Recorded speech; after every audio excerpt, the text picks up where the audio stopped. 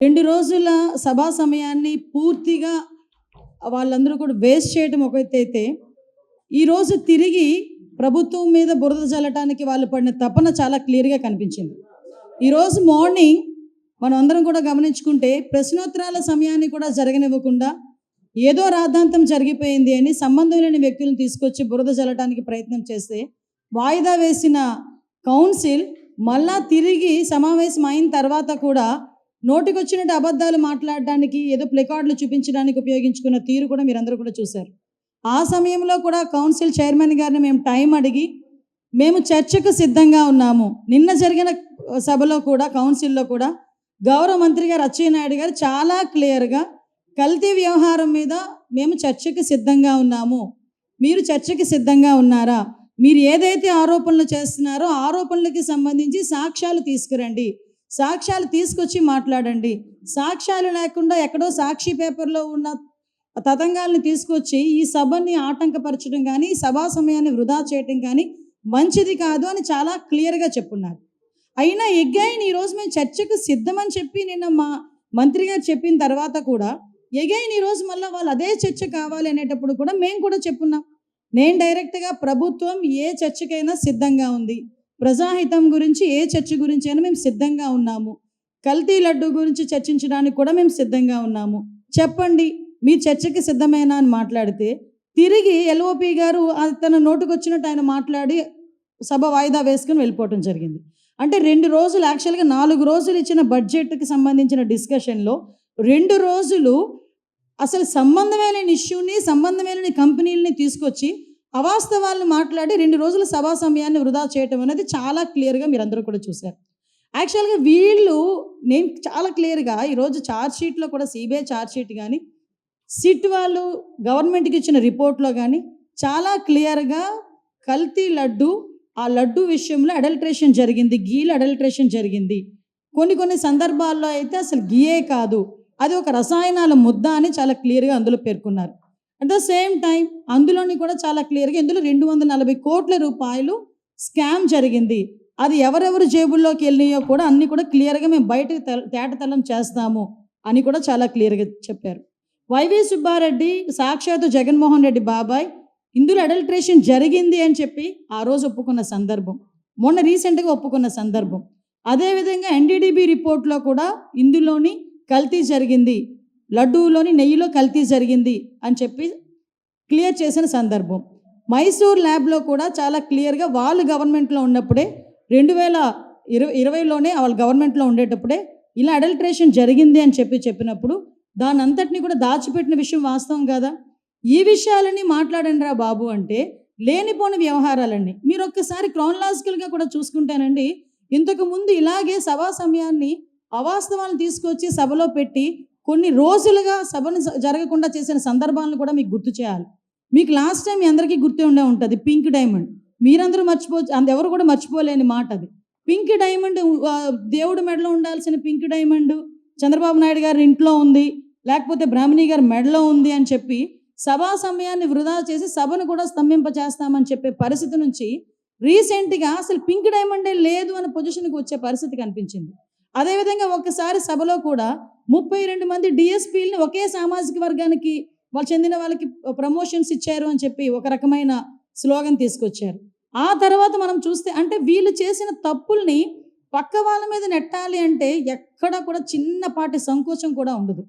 అదేవిధంగా బాబాయ్ హత్యని తీసుకొచ్చి నెక్స్ట్ డే మార్నింగ్ సాక్షి పేపర్లో చంద్రబాబు నాయుడు గారి చేతిలో గొడ్డలు పెట్టి ప్రెస్లోని నారాసుర రక్త చరిత్ర అనేసిన సందర్భం, కోడికత్తి వ్యవహారాన్ని కూడా ఏదో సింపథైజర్లు తీసుకోవాల్సిన సందర్భం. ఇవన్నీ ఎందుకు చెప్తున్నానంటే వీళ్ళ తాలూకా నేచర్ ప్రజలకి తెలియజెప్పాలి.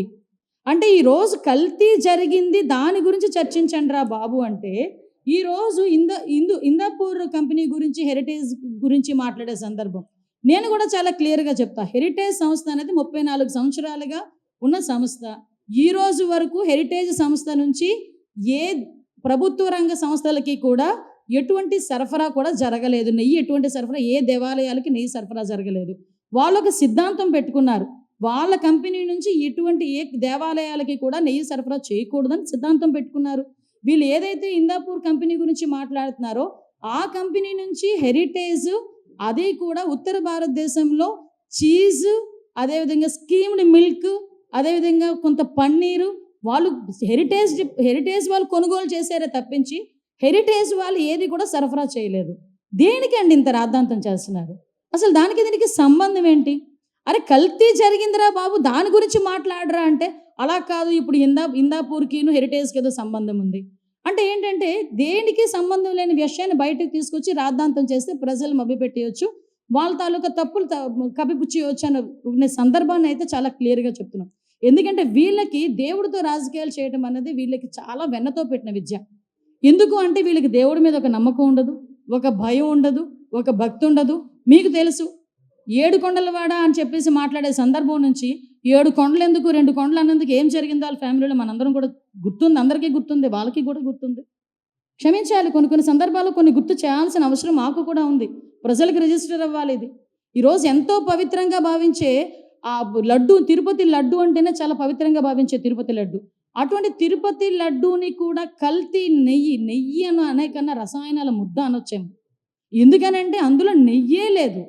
వాళ్ళ తాలూకా టెండర్లు ఎందుకు? మేము ఈరోజు మీ పరంగా వాళ్ళకి అందరికీ మేము చెప్తున్నాం, ఈరోజు కల్తీ లడ్డు గురించి చర్చించడానికి మేము సిద్ధంగా ఉన్నాం.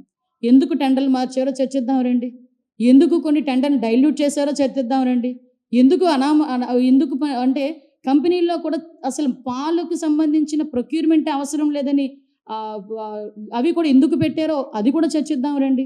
ఏ రసాయనాలు అందులో యూజ్ చేశారో చర్చిద్దాం రండి. ఎప్పటి నుంచి జరుగుతుంది, ఎన్ని కోట్ల స్కామ్ జరిగిందో చర్చిద్దాం రండి. మేము అన్నిటికీ చర్చించడానికి రెడీగా ఉన్నామని మేము చెప్తున్నాం. ఏసీలో ఎటువంటి నిర్ణయం తీసుకున్నా నిర్ణయాన్ని కట్టుబడి ఉంటామని మేము చెప్తున్నాం.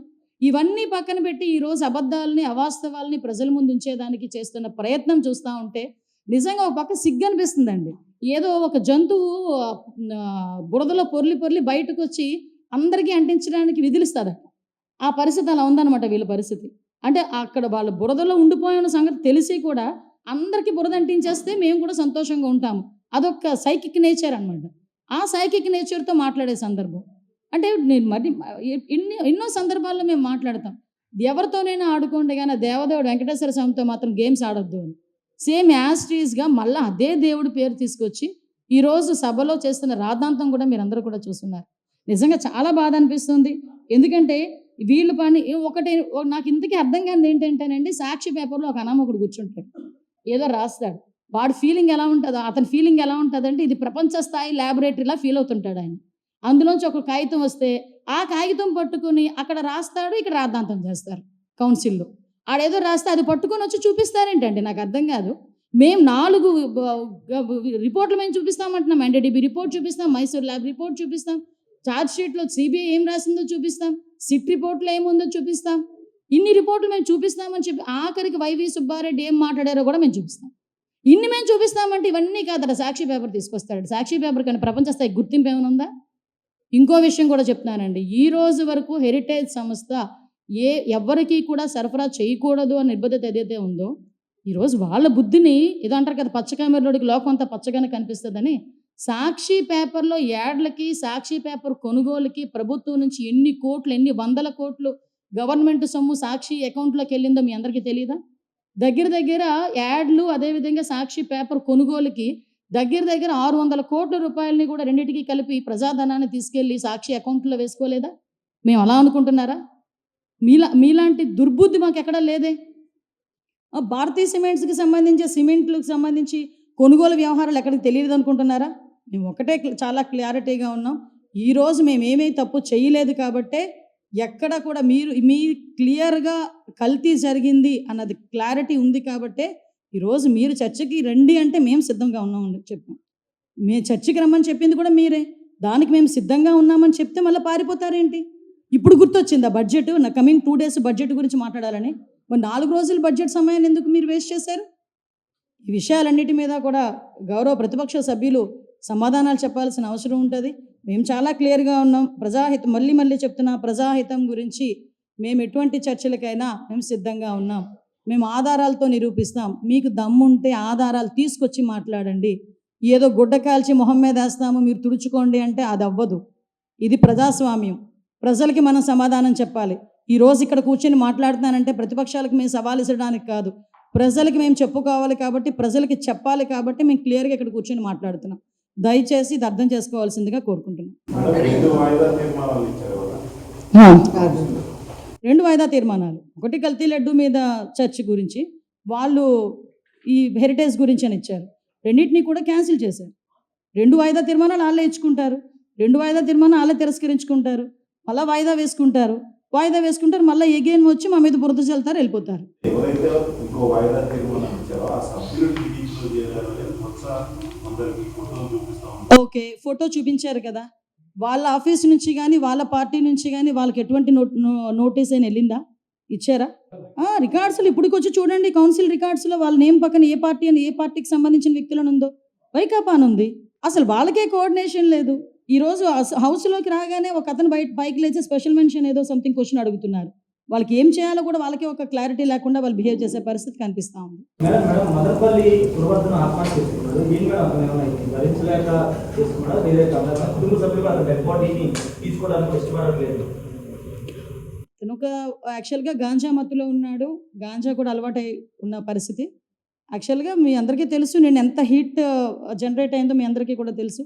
అందరం కూడా బాధపడ్డాం, దానికి మనస్తాపం చెంది ఆత్మహత్య చేసుకున్నాం.